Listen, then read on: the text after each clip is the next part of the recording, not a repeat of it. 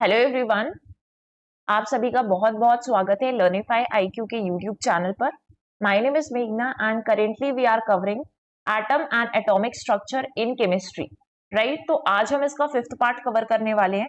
इससे पहले 4 लेक्चर्स में हमने 4 पार्ट्स कवर किए हुए हैं। आप प्लेलिस्ट में जाएंगे तो केमिस्ट्री की प्लेलिस्ट में आपको सारे टॉपिक्स मिल जाएंगे, वहां से आप सारे टॉपिक्स एक्सेस कर सकते हैं और कवर कर सकते हैं। राइट, तो आज इसका पार्ट 5 जो है, this is not going to be the last part. एक और पार्ट हम कवर करने वाले हैं, part 6, so that we can cover the things holistically, कुछ भी चीज आपकी मिस ना हो। तो आज के पार्ट में हम कुछ टॉपिक्स पढ़ेंगे, लास्ट पार्ट के आगे ही हम कंटिन्यू कर रहे हैं इसे। राइट, तो कुछ चीजें हम क्विकली रिवाइज कर लेते हैं लास्ट सेशन की। थोड़ी सी चीजें रिवाइज करेंगे, ज्यादा चीजें रिवाइज नहीं करेंगे। तो हम जाते हैं सीधे किस पर, वैलेंस बॉन्ड थ्योरी को थोड़ा सा रिवीजन कर लेते हैं। अब हमने लास्ट क्लास में वैलेंस बॉन्ड थ्योरी के बारे में कवर किया था। तो वैलेंस बॉन्ड थ्योरी आपको ये पढ़ना है कि प्राइमरी किसने डेवलप किया, फिर फाइनली उसको लेटर किसने और एक्सपेंशन किया था, तो उसके नाम भी बहुत ज्यादा इंपॉर्टेंट होते हैं। बेसिक कॉन्सेप्ट आपको हर एक थ्योरी का पता होना चाहिए कि अगर आपने इतनी सारी थ्योरीज पढ़ी, आपने थॉमसन का एटॉमिक मॉडल पढ़ा, इसका एटॉमिक, रदरफोर्ड का एटॉमिक मॉडल पढ़ा है, तो जितनी भी थ्योरीज आपने पढ़ी है उसका एक बेसिक कॉन्सेप्ट आपको पता होना चाहिए कि वो थ्योरी क्या एक्सप्लेन करना चाहती थी। ठीक है, जो थ्योरी वो एक्सप्लेन नहीं कर पाई होगी उसको आगे किसी ने एक मॉडल डेवलप किया होगा, अगले किसी ठीक है, अगले किसी पर्सन ने, और फिर उसको फर्दर एक्सप्लेन करने की कोशिश की होगी। बेसिकली यहाँ पर हर कोई एटम या एटॉमिक स्ट्रक्चर को एक्सप्लेन करना चाहता था। अब हमने बॉन्डिंग पढ़ी थी लास्ट क्लास में, तो बॉन्डिंग के बाद से बॉन्डिंग या केमिकल बॉन्डिंग को लेकर जो भी थ्योरीज दी गई थी, उस पर जो भी कॉन्सेप्ट्स थे उस पर अलग अलग थ्योरीज दी गई थी। तो हमने क्या पढ़ा था, वैलेंस बॉन्ड थ्योरी, वीबीटी के बारे में पढ़ा था। तो it explains how atoms bond by overlapping their atomic orbitals to form a molecule। यहाँ पर एक मॉलिक्यूल का फॉर्मेशन करना है, लेकिन एटम एक मॉलिक्यूल का फॉर्मेशन कैसे करेंगे, अपने एटॉमिक ऑर्बिटल्स में जो भी इलेक्ट्रॉन्स प्रेजेंट है, कमी है तो शेयर कर लेंगे, तो उस शेयरिंग के कारण जो भी फॉर्मेशन होगा मॉलिक्यूल का, उसी तरीके से इस थ्योरी को क्या कहा जाता है, वैलेंस बॉन्ड थ्योरी कहा जाता है।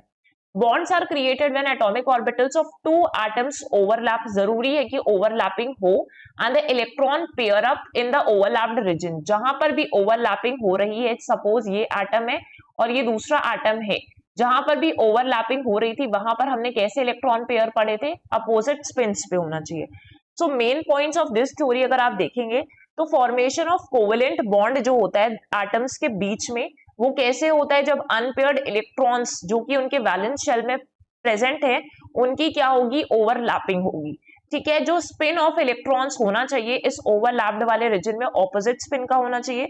जितनी ज्यादा, है ना, जितना ज्यादा आप फ्रेंड्स से कुछ भी शेयर कर रहे हैं उतनी ज्यादा बॉन्डिंग आपके बीच में बनेगी। उसी तरीके से जितनी ज्यादा ओवरलैपिंग होगी उतने स्ट्रॉन्ग बॉन्ड का यहाँ पर फॉर्मेशन होगा। ठीक, और वैलेंस शेल ऑफ एटम में हमेशा अनपेयर्ड इलेक्ट्रॉन्स होने चाहिए। जब हमने वैलेंस शेल्स बनाई थी तो हमने फिलिंग की थी इलेक्ट्रॉन्स की। सपोज ये पी ऑर्बिटल है तो यहाँ पर हमने बोला 1 2 3 4, है ना, 4 अगर इलेक्ट्रॉन्स यहाँ पे प्रेजेंट है तो कुछ अनपेयर्ड इलेक्ट्रॉन्स भी प्रेजेंट होने चाहिए, तभी ये ओवरलैपिंग कर पाएंगे दूसरे एटम और दूसरे अनपेयर्ड इलेक्ट्रॉन्स के साथ। राइट, नहीं तो पेयरिंग नहीं हो पाएगी। अगर कुछ कमी नहीं है आपके पास तो आप दूसरों के पास कुछ बॉन्ड बनाने जाओगे ही नहीं। ठीक, तो ऐसी चीजें हैं। यहाँ पर की प्रिंसिपल्स क्या थे, एटॉमिक ऑर्बिटल्स ओवरलैप करते हैं, इलेक्ट्रॉन पेयरिंग जरूरी होती है, लोकलाइज्ड बॉन्ड्स का फॉर्मेशन होता है। इसके बाद हमने पढ़ा था कि टाइप्स ऑफ बॉन्ड, एक तो सिग्मा बॉन्ड होता है, और सिग्मा बॉन्ड जो होगा वहां पर आपके पास टाइप्स, सिग्मा बॉन्ड का फॉर्म होता है जब हेड ऑन ओवरलैपिंग होती है। ठीक है, हेड ऑन ओवरलैपिंग होगी, जैसे आप यहाँ पे देख सकते हैं, तो किस तरीके से बॉन्डिंग फॉर्म होगी, आपके पास सिग्मा बॉन्ड फॉर्म हो रहा है, ये वाला सेंटर पार्ट, और यहाँ पे head on overlapping, axial overlapping में क्या हो रहा है, आपके पास सिग्मा बॉन्ड का फॉर्मेशन हो रहा है। तो इसमें हमने बहुत सारे टाइप्स ऑफ ओवरलैपिंग पढ़ी थी, एस एस, जहां पर आपके एस ऑर्बिटल्स, एक एटम का ऐसा ऑर्बिटल दूसरे एटम का ऐसा ऑर्बिटल, दोनों के बीच में अगर बॉन्डिंग फॉर्म हो रही तो एस एस ओवरलैपिंग। एक का आपका एस ऑर्बिटल दूसरे का पी ऑर्बिटल इन्वॉल्व हो रहा है ओवरलैपिंग में, इट मींस एसपी ओवरलैपिंग। और हमने पीपी ओवरलैपिंग भी पढ़ी थी, अगर एक का, है ना, एक का पी ऑर्बिटल इन्वॉल्व हो रहा है, दूसरे का भी पी ऑर्बिटल ही इन्वॉल्व हो रहा है ओवरलैपिंग में, जहां पर इलेक्ट्रॉन्स की शेयरिंग हो रही है उन दोनों एटम्स के बीच में, तो इसे हम कहते हैं पीपी ओवरलैपिंग। पाई बॉन्ड्स हमने पढ़ लिया जहां पर साइड टू साइड ओवरलैपिंग होती है पी ऑर्बिटल्स की। यूजुअली डबल और ट्रिपल बॉन्ड्स प्रेजेंट होते हैं सिग्मा बॉन्ड्स के साथ साथ, है ना। सिग्मा बॉन्ड भी होगा लेकिन उसके अलावा क्या होगा आपके पास, पाई बॉन्ड भी फॉर्मेशन होगा। सो सिग्मा बॉन्ड में आपकी ये तीनों ओवरलैपिंग होती हैं। इसको जो पीपी ओवरलैपिंग होती है उसमें हमने एक्सियल ओवरलैपिंग भी पढ़ा था, side wise overlapping, head on overlapping sorry, है ना, एक्सियल या हेड ऑन ओवरलैपिंग और एंड टू एंड ओवरलैपिंग भी पढ़ा। एक्सियल को ये एंड टू एंड ओवरलैपिंग भी आप कहते हैं, राइट। जब हम पाई बॉन्ड पढ़ रहे थे तो पाई बॉन्ड में हमने पीपी ओवरलैपिंग पढ़ा जहां पर पाई बॉन्ड का फॉर्मेशन होता है और इसमें हम क्या बोलते हैं, इसे साइड वे ओवरलैपिंग कहते हैं। हाइब्रिडाइजेशन का कॉन्सेप्ट पढ़ा कि अगर हमें कॉम्प्लेक्स मॉलिक्यूल्स में बॉन्ड को एक्सप्लेन करना है, बॉन्डिंग को एक्सप्लेन करना है, तो वीबीटी ने, वैलेंस बॉन्ड थ्योरी ने कॉन्सेप्ट ऑफ हाइब्रिडाइजेशन इंट्रोड्यूस किया। तो आपको ये पता होना चाहिए कि हाइब्रिडाइजेशन का कॉन्सेप्ट आया कहां से, वैलेंस बॉन्ड थ्योरी से आया, जहां पर एटॉमिक ऑर्बिटल्स मिक्स होंगे ताकि नए हाइब्रिड ऑर्बिटल्स फॉर्म हो सके। तो हमने अलग sp3 टेट्राहेड्रल ज्योमेट्री है, ये जो ज्योमेट्रीज है ना वो आज हम पढ़ने वाले हैं क्योंकि हम एक नई थ्योरी पढ़ने वाले हैं। तो बहुत अच्छे से आपको वो थ्योरी भी समझनी होगी, कुछ नए इंपॉर्टेंट एस्पेक्ट्स हम कवर करेंगे। सो यहाँ पर आपकी लिमिटेशंस थी इस थ्योरी की, एप्लीकेशंस आपको पढ़ना है कि कहाँ पर अप्लाई होते हैं। ठीक, अगर ये एप्लीकेशंस हैं तो सिंपल कोवलेंट मॉलिक्यूल्स में आप बहुत आसानी से इसको अप्लाई करके एक्सप्लेन कर सकते हो। पर दिक्कत कहाँ पर आएगी, जहां पर थोड़ी सी कॉम्प्लेक्स ज्योमेट्री हो जाती है वहां पर आपको एक्सप्लेन करने में प्रॉब्लम्स हो सकती हैं इस थ्योरी को लेकर, राइट। इसके बाद अगर हम देखेंगे तो यहाँ पर हमने वीबीटी के according sigma bond pi bond तो कवर कर लिया था, ये सारी चीजें मैं आपको एक्सप्लेन की थी। एक बार अगर आपने सेशन नहीं देखा है लास्ट वाला, तो जितने भी अगर आप कनेक्टिविटी नहीं स्टैब्लिश कर पा रहे हैं डायरेक्टली, आप पार्ट 4 या पार्ट 5 में जंप कर रहे हैं, तो आई वुड रिकमेंड यू कि उसके पहले आप जाकर प्रीवियस पार्ट्स देख लें। अगर पढ़ रहे हैं तो एक बार अच्छे से पढ़िए, राइट, ताकि आगे जाकर कोई दिक्कत ना आए। एसपी ओवरलैपिंग हमने कवर कर ली थी, एग्जाम्पल्स के साथ मैंने आपको समझाया था, ठीक है। इफ आपको किसी भी प्रकार की कोई भी दिक्कत हो रही है तो आप डेफिनेटली कमेंट सेक्शन में हमसे अपने डाउट्स क्लियर कर सकते हैं, राइट। तो अब आज नया टॉपिक पढ़ने वाले हैं, that is valence shell electron pair repulsion theory. इसे वेस्पर थ्योरी के नाम से जानते हैं और you can say as VSEPR theory. ठीक, अब इसके नाम को बहुत अच्छे से रीड करिएगा क्योंकि रीडिंग के, जब आप रीडिंग करते हैं ना तो रीड करने से ही, सिर्फ स्किमिंग नहीं करनी है, रीड करेंगे प्रॉपर तो आपको पता चलेगा कि हाँ नाम में ही चीजें छुपी हुई हैं। वैलेंस शेल, वैलेंस शेल अब आप समझते होंगे कि वैलेंस शेल क्या है, सबसे आउटर मोस्ट शेल में जितने भी इलेक्ट्रॉन्स प्रेजेंट है, ठीक है, वहां पर। तो वैलेंस शेल इलेक्ट्रॉन पेयर, हमें इलेक्ट्रॉन पेयर पे फोकस करना है, प्लस रिपल्शन थ्योरी। अगर वैलेंस शेल में कोई इलेक्ट्रॉन्स है तो क्या इनके बीच में रिपल्शन हो रहा है, रिपल्शन की वजह से कुछ ऐसे फिनोमेनाज हो रहे हैं जिससे हम मॉलिक्यूल के बारे में, एटम के बारे में कुछ जान सकते हैं, उसके शेप ज्योमेट्री को प्रेडिक्ट कर सकते हैं। इस तरीके की चीजें जो हैं वो हम VSEPR थ्योरी में पढ़ने वाले हैं, right. So VSEPR theory is a model in chemistry used to predict the 3 dimensional shape of molecules, है ना, used to explain the predict the 3 dimensional shape of molecules, जो कि इलेक्ट्रॉन पेयर के repulsions पे बेस्ड होगा around the central atom. अभी आपको कुछ भी समझ में नहीं आ रहा होगा बट इससे परेशान होने की जरूरत नहीं है क्योंकि मैं आपको एक्सप्लेन करने वाली हूँ कि हम इस चीज को कैसे समझेंगे, ठीक है, समझेंगे। तो अगर आपको पूछा जाए कि आपके पास क्या है, वेस्पर थ्योरी है, ठीक। अब इस थ्योरी में आपको पता लगाना है कि क्या करती है। तो सबसे पहले आपको ये जानना है कि ये जो थ्योरी हम यूज करते हैं, हम किसी भी मॉलिक्यूल के शेप को जान सकते हैं इससे, कि किस तरीके का मॉलिक्यूल दिखता होगा, शेप क्या है और उसकी ज्योमेट्री क्या है, ठीक है। शेप एंड ज्योमेट्री दोनों चीजों के बारे में हम किसी भी मॉलिक्यूल को प्रेडिक्ट कर सकते हैं इसके बेसिस पर, ठीक। अब आपको अभी भी नहीं समझ में आ रहा होगा तो अब बहुत अच्छे से समझते हैं। अभी सबसे पहले जरूरी है आपको समझना कि इलेक्ट्रॉन पेयर्स की जब हम बात करें तो इलेक्ट्रॉन पेयर्स बनते कैसे हैं। तो इलेक्ट्रॉन पेयर्स में आपने 2 चीजों का नाम सुना होगा, अगर नहीं भी सुना है तो कोई बात नहीं, यहाँ पर हम पढ़ेंगे बॉन्ड पेयर के बारे में और दूसरा आपको पता होना चाहिए लोन पेयर के बारे में। अगर आपको ये दोनों चीजें क्लियर हो गई तो आगे की चीजें बहुत बढ़िया तरीके से समझ में आने वाली है। हम एक एग्जाम्पल यूज करेंगे और यहाँ पर हम लेने वाले NH3 का एग्जाम्पल विच इज एमोनिया। तो इसका एग्जाम्पल लेकर हम बहुत बढ़िया तरीके से समझने वाले हैं। अगर आपने NH3 आपको पता है तो इसमें N क्या है, नाइट्रोजन है आपका, और H क्या आपके पास हाइड्रोजन है, ठीक है। N का एक ही एटम है और H के कितने एटम्स ले रहे हैं हम, 3 एटम्स ले रहे हैं। ठीक है। तो अगर आप n का एटॉमिक नंबर जानते तो 7 होता है, ठीक है। 2 और 5 आप ऐसे इसकी इलेक्ट्रॉनिक कॉन्फ़िगरेशन लेंगे। जब आप 2 और 5 ले रहे हैं तो आप क्या देख रहे हैं कि या तो इसमें 3 भी आप ले सकते हैं इसके वैलेंस शेल में, कि जितने इलेक्ट्रॉन्स इसको चाहिए, या फिर आप इसकी वैलेंसी कितना मान सकते हैं कि कितने इलेक्ट्रॉन्स प्रेजेंट है आउटरमोस्ट शेल में, 5 इलेक्ट्रॉन्स प्रेजेंट है। तो हम 5 ही लेके पढ़ेंगे कि नाइट्रोजन के पास वैलेंसी कितनी हो गई, इसकी 5 हो गई। हाइड्रोजन के पास आपको पता है बहुत अच्छे से एटॉमिक नंबर 1 है, एक ही एटम होता है, तो इसलिए हाइड्रोजन की वैलेंसी कितनी हो गई, 1 हो गई। अब यहाँ पर हमें पूरे NH3 को लेना है। जब आप NH3 का स्ट्रक्चर बनाएंगे ना, तो NH3 का स्ट्रक्चर कुछ ऐसे बन जाएगा कि आपके पास 5 इलेक्ट्रॉन्स आपको रखने हैं, ठीक है। तो यहाँ पर आपने रखा 1, यहाँ पे रखा आपने 2, यहाँ पे रखा आपने तीसरा, और ये बन गए आपके 2 और इलेक्ट्रॉन्स। टोटल कितने इलेक्ट्रॉन्स हो गए आपके, 5 इलेक्ट्रॉन्स हो गए। दिख रहे हैं आपको 5 इलेक्ट्रॉन्स, ठीक है, इतना क्लियर हो गया। अब हाइड्रोजन के साथ हमें बनाना है, तो हाइड्रोजन को हम यहाँ पे ले लेते हैं कि यहाँ पर अगर हाइड्रोजन के साथ बॉन्डिंग होगी तो हाइड्रोजन को सिर्फ एक इलेक्ट्रॉन ही प्रेजेंट है, तो बाकी उसको शेयर करने पड़ेंगे, क्योंकि पहले शेल में उसे 2 इलेक्ट्रॉन्स तो चाहिए, एटलीस्ट 2, है ना। ड्यूप्लेट कंप्लीट करने के लिए 2, और अगर ऑक्टेट कंप्लीट करने हैं तो नेक्स्ट वाले शेल में मतलब बाहर वाले शेल में पूरे 8 इलेक्ट्रॉन्स होने चाहिए। तो अभी हाइड्रोजन को 2 ही जरूरत है, तो यहाँ पे वो क्या करेगा, हाइड्रोजन प्रेजेंट है और यहाँ पर हाइड्रोजन प्रेजेंट है। क्यों हमने 3 बनाए, क्योंकि NH3 है भाई, NH3 का पढ़ रहे हैं ना।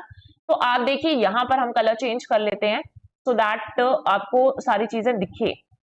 ग्रीन कलर ले लेते हैं, ठीक है। तो आप देख सकते हैं कि हाइड्रोजन का कितना आपके पास एक इलेक्ट्रॉन, हाइड्रोजन के हमने यहाँ पर एक इलेक्ट्रॉन बना लिए हैं NH3 के बेसिस पर, राइट। अब इसके बीच में क्या हो जाएगा, बॉन्डिंग का फॉर्मेशन होगा। तो हम देखते हैं कि बॉन्ड कैसे फॉर्म होगा। अब देखिए यहाँ से इनके बीच में एक बॉन्ड फॉर्मेशन हो गया, इसके बीच में एक बॉन्ड फॉर्मेशन हो गया, और यहाँ पे इसके साथ बॉन्ड फॉर्मेशन हो गया। तो अगर आप देखेंगे और ये 2 है खाली रह गए, तो इनके साथ कोई बॉन्डिंग नहीं बनी यार, कोई बॉन्डिंग नहीं पड़ी, तो ये अकेले रह गए। अकेले रह गए तो हम इसे क्या बोलेंगे, लोन पेयर बोलेंगे। तो अगर आपसे पूछा जाए कि एमोनिया में कितने लोन पेयर्स हैं, तो एक लोन पेयर की हम बात कर रहे हैं, ना कि सिंगल इलेक्ट्रॉन की। तो एक लोन पेयर है, यहाँ पर आपको दिख रहा है एक लोन पेयर है। और जो ऐसे इलेक्ट्रॉन्स है जो बॉन्डिंग फॉर्म कर रहे हैं, तो ऐसे कितने इलेक्ट्रॉन्स है अमोनिया के पास जो बॉन्डिंग फॉर्म कर रहे हैं, नाइट्रोजन के पास 3 है। तो प्लस आप क्या बोलेंगे, 3 बॉन्ड पेयर है ना। शॉर्टली आप LP लिख सकते हैं और BP लिख सकते हैं, तो मैं LP और BP के उससे ही बताऊंगी अब। तो यहाँ पे 1 लोन पेयर है, प्लस आपके पास कितने हैं, 3 बॉन्ड पेयर है। एक लोन पेयर और 3 बॉन्ड पेयर है, ये चीज आपको यहाँ पर दिख गई, ये चीज क्लियर हो गई। अगर हम बॉन्ड पेयर की बात करेंगे तो एमोनिया में ही आप बॉन्ड पेयर किसके बीच में बना रहे हो, हाइड्रोजन और हाइड्रोजन के बीच में जो पेयरिंग हो रही है ये बॉन्ड पेयर कहलाता है। बाकी ये वाला कॉन्सेप्ट क्या होता है, लोन पेयर। अब आपको क्लियर हो गया होगा।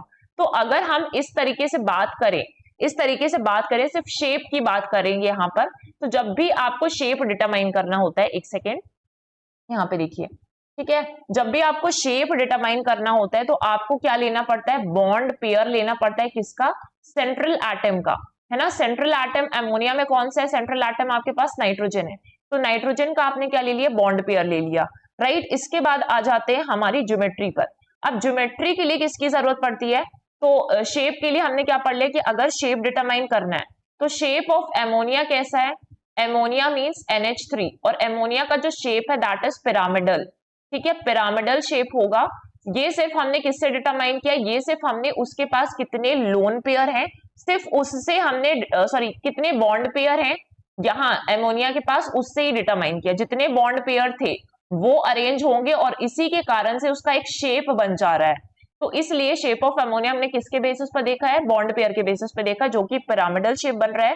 जिस तरीके से शेप कैसे डिटरमाइन हो रहा है, जिस तरीके से 3D में ये जो एटम्स है आपके वो अरेंज्ड है, उस बेसिस पर हमने शेप डिटरमाइन कर लिया। तो इसके लिए हमें सिर्फ इसका रिक्वायरमेंट पड़ा। लेकिन जब आप ज्योमेट्री डिटरमाइन करने जाते हैं ना, तो आपको बॉन्ड पेयर की जरूरत भी पड़ेगी प्लस लोन पेयर की जरूरत भी पड़ेगी ज्योमेट्री बनाने के लिए, ठीक है। तो आपने देखा कि एमोनिया में बॉन्ड पेयर कितने हैं भाई, 3 बॉन्ड पेयर है, जस्ट अभी हमने देखा, नीचे आप देख सकते हैं, प्लस एक लोन पेयर है। तो इन दोनों की जरूरत पड़ेगी ज्योमेट्री एक्सप्लेन करने में, किसकी, एमोनिया की ज्योमेट्री एक्सप्लेन करने में। इस वजह से अगर आप NH3 की ज्योमेट्री पे जाएंगे, जो कि इस तरीके से दिखती है, यहाँ पर आपके 2 लोन पेयर ऑफ इलेक्ट्रॉन्स आपने बना लिया, फिर हाइड्रोजन के साथ बॉन्ड फॉर्मेशन हो रहा है, और यहाँ पर एक रिपल्शन वगैरह होता है। तो रिपल्शन को अभी हम जाकर और अच्छे से समझेंगे कि कैसे रिपल्शन हो रहा है। यहाँ पर आपके पास H है, ठीक है, यहाँ पर आपके पास एक और H है। तो इस तरीके से जब आपकी ज्योमेट्री इस शेप की बनती है तो हम उसको क्या बोलते हैं, टेट्राहेड्रल ज्योमेट्री बोलते हैं। ठीक है, इसको और क्लियरली आपको समझ में आएगा। इतना सुंदर तरीके से तो मैंने नहीं बनाया यहाँ पर। तो टेट्राहेड्रल ज्योमेट्री बनती है, लेकिन उसमें दोनों का यूज होता है, बॉन्ड पेयर का भी यूज करेंगे और लोन पेयर ऑफ इलेक्ट्रॉन्स, इनको भी हमने यूज किया, यहाँ नहीं यूज किया था ना, लेकिन यहाँ पे यूज किया है दोनों इलेक्ट्रॉन्स को।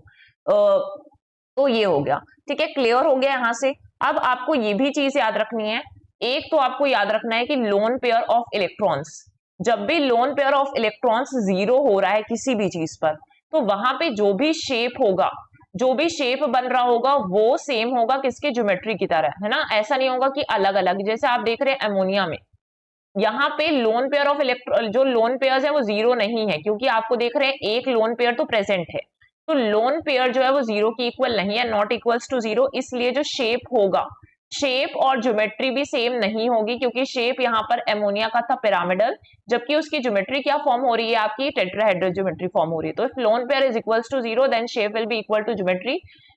Loan pair is not equals to 0, कुछ लोन पेयर्स प्रेजेंट होंगे किसी भी सेंट्रल एटम में, तो शेप जो है वो ज्योमेट्री के बराबर नहीं होगा। इसका एग्जांपल हमने एमोनिया देख लिया है। लेकिन ये जो कॉन्सेप्ट है ना, वो 99% ऑफ द केसेस में फॉलो हो सकता है, बट सब सारी थ्योरीज के एक्सेप्शन होते हैं, एंड सिमिलरली आपको इस थ्योरी में भी कुछ एक्सेप्शंस देखने के लिए मिलेंगे। ठीक है, तो ऐसा नहीं कि हर केस में ये चीज अप्लाई हो जाएगी। तो यहां से आपको चीजें क्लियर हुई होंगी।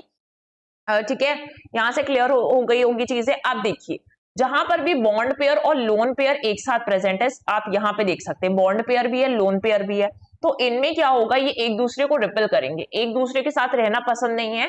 बॉन्डिंग बन रही है तो अगर कोई अकेला है तो उसको दिक्कत तो आएगी कि भाई तुम तो बॉन्ड्स बना रहे हो लेकिन मैं तो अकेला हूं यहाँ पर, तो इनके बीच में क्या होगा, रिपल्शन होगा, दूरियां बनेंगी, और दूरियां बनेंगी तो ऑब्वियसली क्या होगा, अनस्टेबिलिटी आएगी। जितनी ज्यादा आप, सॉरी, यहाँ पे अगर आप दूरियां बना दोगे, ऐसा लड़ाई, अगर दो दोस्तों के बीच में लड़ाई हो रही, अगर आपने उसको उनके बीच को अलग अलग कर दिया और उसको यहाँ बैठा दिया, यहाँ बैठा दिया, तो क्या होगा, अभी जब लड़ाई हो रही थी तो उनकी बहुत ज्यादा एनर्जी लग रही थी इसको लड़ने में, अब ज्यादा एनर्जी लग रही है तो स्टेबिलिटी भी नहीं रहेगी। लेकिन जैसे ही आपने इनको अलग अलग कर दिया, दूर है अब ये, तो रिपल्शन इनके बीच में कम हो जाएगा, इनकी एनर्जी भी कम हो जाएगी और स्टेबिलिटी इंक्रीज हो जाएगी। ठीक है, स्टेबिलिटी इंक्रीज हो जाएगी, राइट।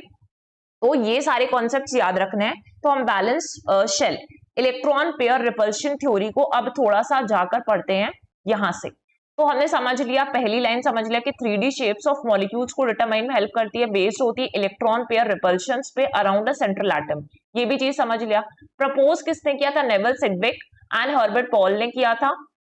डेवलप, है ना, सिर्फ प्रपोज इन्होंने कर दिया था, बट डेवलप किसने किया फर्दर तरीके से, इंप्रूव्ड वे में डेवलप किया था रोनाल्ड गिलेप्सी ने एंड रोनाल्ड नाइहॉम ने, राइट। तो इनके नाम आपको पता होना चाहिए। फिर फाउंडेशन क्या है, लुईस स्ट्रक्चर्स पे बेस्ड है, क्योंकि हम लोन पेयर ऑफ इलेक्ट्रॉन्स को देख रहे हैं, तो हमने एसिड बेसिस में लुईस स्ट्रक्चर्स के बारे में पढ़ा था।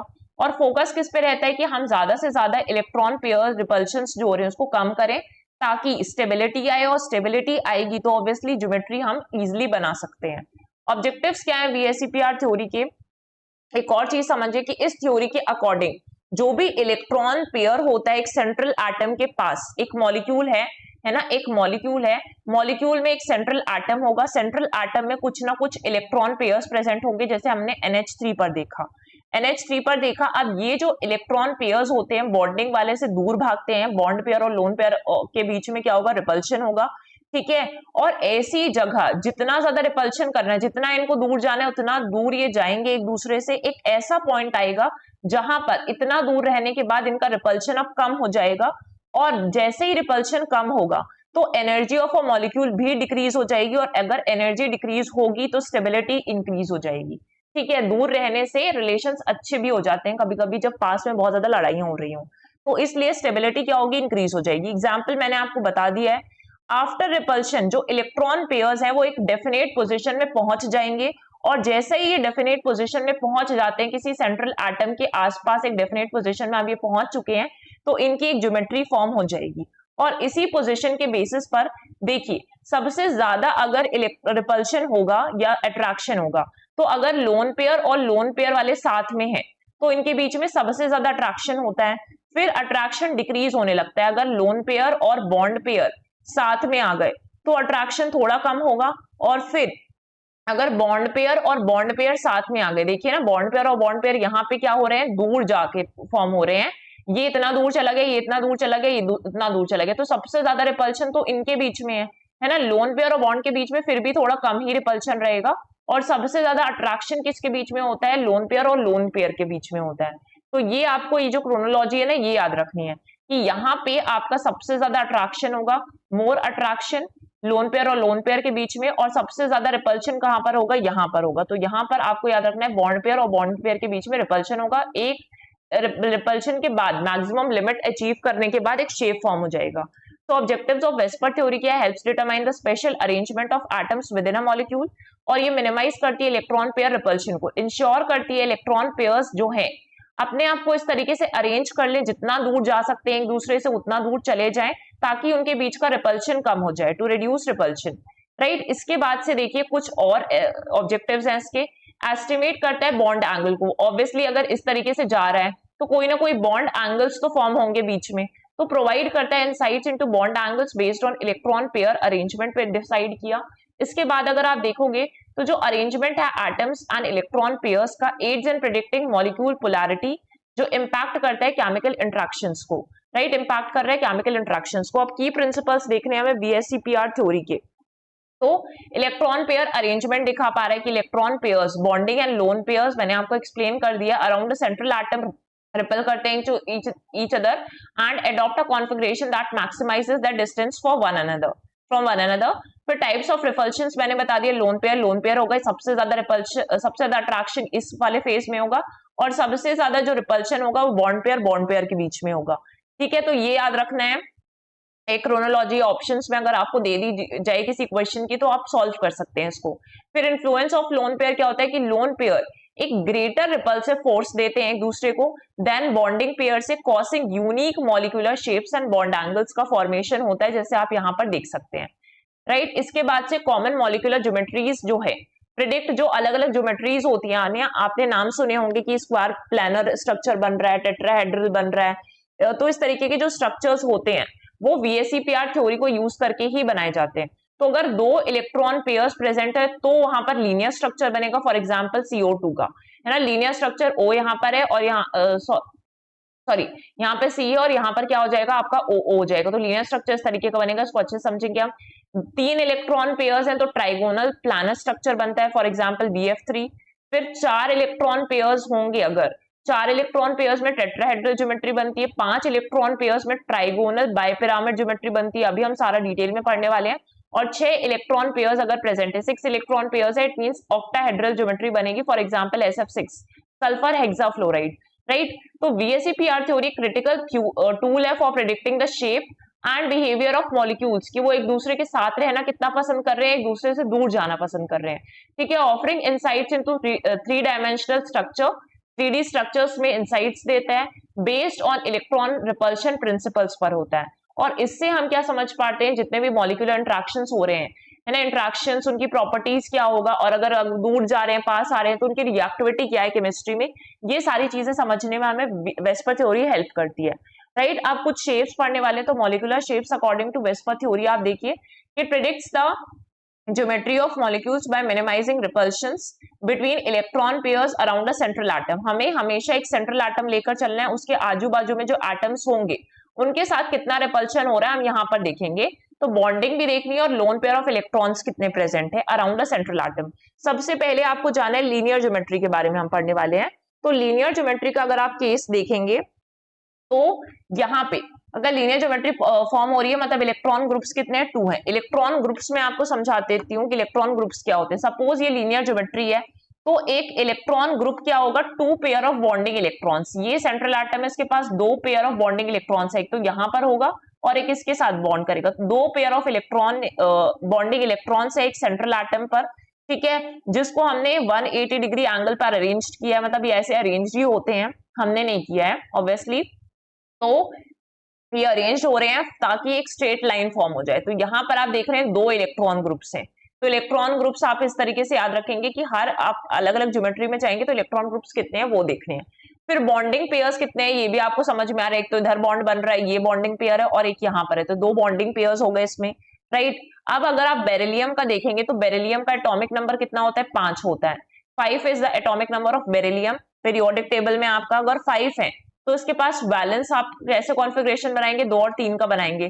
तो यहाँ पे अगर आपके बैलेंस इलेक्ट्रॉन्स बनेंगे तो बैलेंस इलेक्ट्रॉन्स आप देख रहे हैं 3, एक सेकेंड ना, बैलेंस सॉरी ना, बेरिलियम हाइड्रोजन बेरिलियम, हाँ, तो इसमें देखिए 2 बनेंगे। तो यहाँ पर आप देख रहे हैं कि 2 वैलेंस इलेक्ट्रॉन्स होते हैं इसमें प्रेजेंट। 2 जब वैलेंस इलेक्ट्रॉन्स होंगे तो 2 वैलेंस इलेक्ट्रॉन्स क्या करेंगे, यहाँ पर इसके साथ बॉन्डिंग बनाएंगे क्लोरीन के साथ। क्लोरीन का एटॉमिक नंबर कितना होता है, 17 होता है। अगर 17 क्लोरीन का एटॉमिक नंबर है तो यहाँ पर आप देखेंगे कि Cl है, तो कॉन्फ़िगरेशन कैसे बनता है, 2, 8 और 7 बनता है।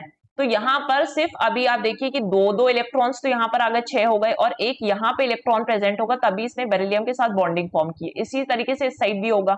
तो लोन पेयर्स तो यहाँ पर बच नहीं रहे हैं, लोन पेयर्स तो बिल्कुल भी नहीं है, सिर्फ बॉन्ड पेयर एग्जिस्ट करते हैं, और वो भी 2 बॉन्डिंग पेयर है, किस साइड है किस साइड है। बॉन्ड एंगल कितना बन रहा है, स्ट्रेट लाइन है, 180 डिग्री का एंगल बन रहा है। एग्जाम्पल में आप CO2 ले सकते हैं, बेरिलियम क्लोराइड यूज कर सकते हैं जिसका हमने देखा है।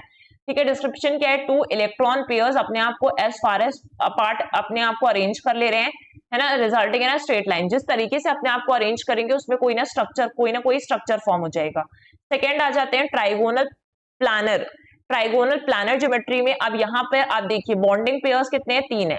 बॉन्डिंग पेयर कितने हैं, 3 है, 1 2 3 हो गए। अब यहाँ पे क्या लोन पेयर्स प्रेजेंट है, तो नहीं प्रेजेंट है। क्यों लोन पेयर प्रेजेंट नहीं है, क्योंकि बोरॉन, अगर बोरॉन की बात करें तो यहाँ पे होता है, बेरिलियम का तो 4 था, यहाँ पर आप देखेंगे तो 5 है। बोरॉन का एटॉमिक नंबर 5 है, तो कैसे अरेंज करेंगे, 2 और 3 में, वहां पे 2 2 में अरेंज कर रहे थे, यहाँ पे 2 3 में अरेंज करेंगे। कॉन्फ़िगरेशन है इसका। बैलेंस इलेक्ट्रॉन्स कितने हैं भाई, 3 है। तो बैलेंस इलेक्ट्रॉन 3 है, इसलिए बोरॉन को कितने हाइड्रोजन की जरूरत पड़ी, 3 हाइड्रोजन की जरूरत पड़ी, ताकि ये सेटिस्फाई कर सके, बॉन्डिंग बना सके। ठीक है, तो यहाँ पे बोरॉन होगा। ठीक है, बोरॉन, बोरेन बोलते हैं इसको, BH3 को बोरेन। ठीक है, तो बोरेन का स्ट्रक्चर है। फिर आप देखेंगे लोन पेयर 0 होंगे, क्योंकि लोन पेयर तो कुछ बच ही नहीं रहे, सिर्फ 3 बॉन्ड पेयर है, तो लोन पेयर 0 है।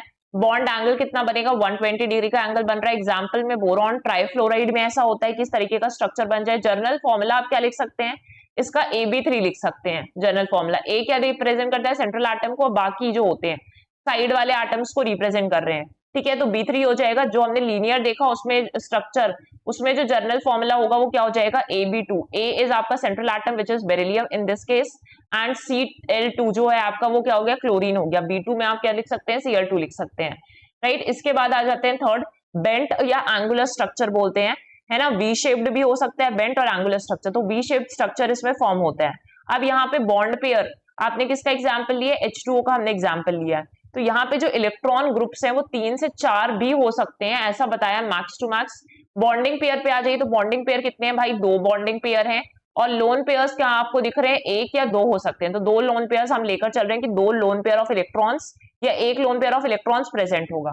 इसका जो, हाँ, इसमें क्या क्या एग्जांपल्स आपके, सल्फर डाइऑक्साइड एग्जांपल ले सकते हैं, H2O मॉलिक्यूल ले सकते हैं, वाटर, 3 है ना एटम्स आपके पास है इसमें।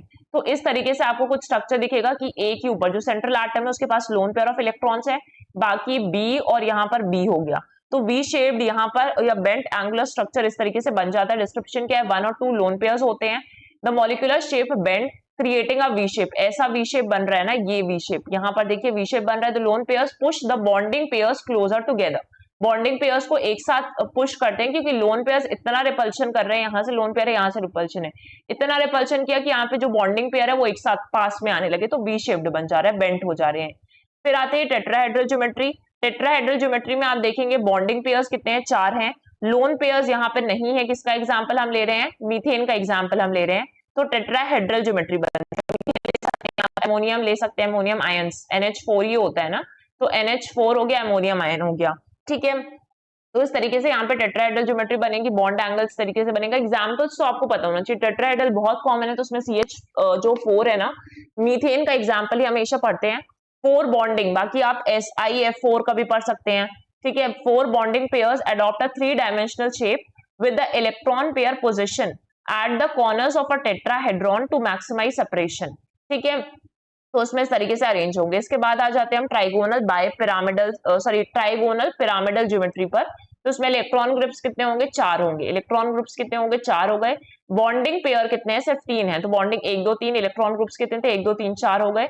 लोन पेयर्स कितने भाई हैं? लोन पेयर्स तो एक लोन पेयर आपको यहाँ पे दिख रहा है NH3, तो हम पढ़ ही चुके हैं, अप्रोक्सीमेटली 107 डिग्री का एंगल बनाता है। एमोनिया का एग्जाम्पल हम देख चुके हैं, इसलिए अभी नहीं देख रहे हैं। ट्राइगोनल पिरामिडल ज्योमेट्री यहाँ पर बनती है, ठीक है, ट्राइगोनल पिरामिडल ज्योमेट्री यहाँ पर बनती है। इसके बाद देखिए सिक्स्थ आ जाते हैं ट्राइगोनल बाय पिरामिडल ज्योमेट्री पर, तो यहाँ पे बाय पिरामिड्स बन रहे हैं, ठीक है। इलेक्ट्रॉन ग्रुप्स आपके पास दिख रहे हैं आपको 1 2 3 4 5 है।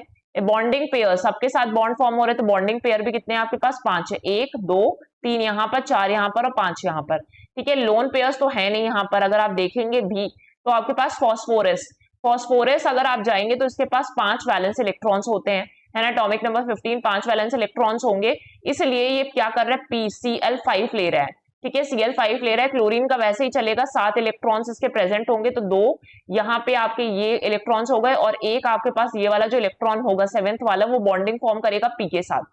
तो ये हो गया bond angles 90 degree axial equilateral पर, और 120 डिग्री बनता है इक्विलेटरल इक्विलेटरल के साथ। फॉस्फोरस पेंटाक्लोराइड PCl5 का एग्जांपल इसमें काफी कॉमन है। 5 बॉन्डिंग पेयर्स अरेंज करते हैं themselves with 3 in an equatorial plane and 2 in axial positions, है ना।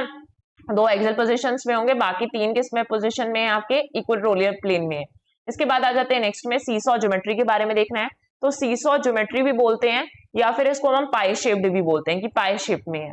तो इलेक्ट्रॉन ग्रुप्स कितने हैं इसके पास? 5 है, 1 2 3 4 5 इलेक्ट्रॉन ग्रुप्स है। बॉन्डिंग पेयर्स कितने हैं? 4 ही हैं, जिसके साथ ये बॉन्ड फॉर्म कर रहे हैं, 4 हो गए। यहाँ पर लोन पेयर्स आपको दिख रहे हैं कि लोन पेयर ऑफ इलेक्ट्रॉन्स 1 है, sorry, 1 lone pair of electron है। एग्जाम्पल किसका लिया हमने? Sulphur tetrafluoride SF4। 2 एग्जांपल्स हमने यूज किए, एक SF6 भी यूज किया है, एक SF4 यूज किया है, तो don't be confuse between these. SF4 में सीसॉ ज्योमेट्री बनती है, आप देख सकते हैं यहाँ पे ज्योमेट्री इसका। तो फ्लोरीन भी क्या है, आपके पास एटॉमिक नंबर इसका हो जाएगा, तो फ्लोरीन आपका हैलोजन अगेन। तो यहाँ पर भी आप देख सकते हैं, जैसा क्लोरीन का एग्जांपल हम वहां पे पढ़ रहे थे ना, इतने इलेक्ट्रॉन्स बने उसके साथ कैसे बॉन्ड फॉर्म कर रहे, तो SF6 का मॉलिक्यूल भी यहाँ पर फॉर्म होगा। 1 lone pair occupies an equatorial position, इसका इक्वेटोरियल पोजीशन आ जाएगी। बाकी अगर आप देखेंगे तो सीसॉ शेप का ज्योमेट्री बन जाती है इसमें, ठीक है, एसिमेट्रिक रिपल्शंस होते हैं। इसके बाद नेक्स्ट अगर हम बात करें तो T shaped molecule, T shaped geometry आप देख सकते हैं, ऐसा टी शेप बन रहा है। तो यहाँ पे आप देखेंगे क्लोरीन, क्लोरीन यहाँ पे लोन पेयर इलेक्ट्रॉन्स प्रेजेंट है, ठीक है, क्योंकि क्लोरीन ट्राइफ्लोराइड का स्ट्रक्चर पढ़ रहे हैं, CIF3 का स्ट्रक्चर पढ़ रहे हैं। लोन पेयर्स कितने प्रेजेंट है? 2, ऑब्वियसली आप यहाँ पे लोन पेयर देख सकते हैं, 2 लोन पेयर्स हैं। बॉन्डिंग पेयर आपके पास 3 है। ये चीज तो आपको समझ में आ गई होगी कि इस वजह से कैसे शेप फॉर्म होते हैं, तो टी शेप्ड ज्योमेट्री होती है। इसके बाद से आ जाता है नेक्स्ट ऑक्टाहेड्रल ज्योमेट्री। तो ऑक्टाहेड्रल ज्योमेट्री पर हमने क्या लिया? SF6 लिया है, ठीक है, SF6 मीन सल्फा हेक्साफ्लोराइड। तो सल्फर लेंगे, बाकी हेक्साफ्लोराइड 6 आपके पास फ्लोरीन है, तो हेक्साफ्लोराइड का फॉर्मेशन होगा और ऑक्टाहेड्रल ज्योमेट्री बनेगी। लोन पेयर्स आपके पास नहीं थे, 0 थे, लेकिन बॉन्डिंग पेयर आपके पास 6 थे, ठीक है। इलेक्ट्रॉन ग्रुप्स भी इसी को काउंट करेंगे तो 6 हो जाएंगे।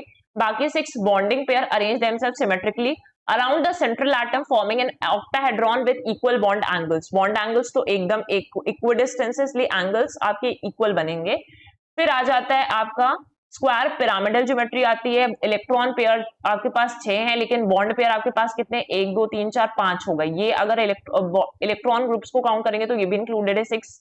लोन पेयर यहाँ पर आप देख सकते हैं, एक लोन पेयर ऑफ इलेक्ट्रॉन्स है, अप्रोक्सीमेटली 90 डिग्री का एंगल है, ब्रोमीन पेंटाफ्लोराइड, BrF5 का एग्जाम्पल लिया है, और इस तरीके से इसका शेप बनेगा स्क्वायर पिरामिडल। इसके बाद नेक्स्ट है और लास्ट है आपका स्क्वायर प्लानर ज्योमेट्री, जिसमें हमने एग्जाम्पल लिया है जेनॉन टेट्राफ्लोराइड का, HCF4 से रिप्रेजेंट करते हैं इसको। और आप देख सकते हैं आपके पास लोन पेयर ऑफ इलेक्ट्रॉन्स 2 हैं, 2 लोन पेयर ऑफ इलेक्ट्रॉन्स और 4 बॉन्डिंग पेयर्स हैं, 4 बॉन्डिंग पेयर्स हैं, तो टोटल इलेक्ट्रॉन ग्रुप्स कितने हैं आपके? 6 हैं, ठीक है। जेनॉन टेट्राफ्लोराइड का एग्जाम्पल है। तो ये सारे हमने ज्योमेट्री वाइज एग्जाम्पल पढ़ लिए। किस थ्योरी को पढ़ा है हमने? VSEPR थ्योरी को पढ़ा है। तो आज हमने ये सारी थ्योरी कंप्लीट की है कि अगर VSEPR थ्योरी है तो किस चीज के बेसिस पर है, कैसे शेप और ज्योमेट्री बनेगी, वो हमने डिसाइड किया।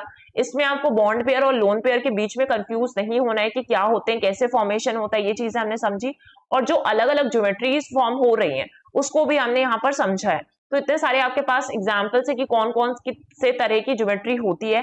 ये सारी चीजें आपको नोट्स के फॉर्म में मिल जाएंगी, बट लास्ट सेशन पार्ट 6 के डिस्क्रिप्शन में आप जाके उसको डाउनलोड कर सकते हैं। तो अभी आपको पार्ट 6 का वेट करना पड़ेगा। And if you are having any kind of doubts, you are free to ask in the comment section. So आज के लिए इतना ही। Thank you everyone.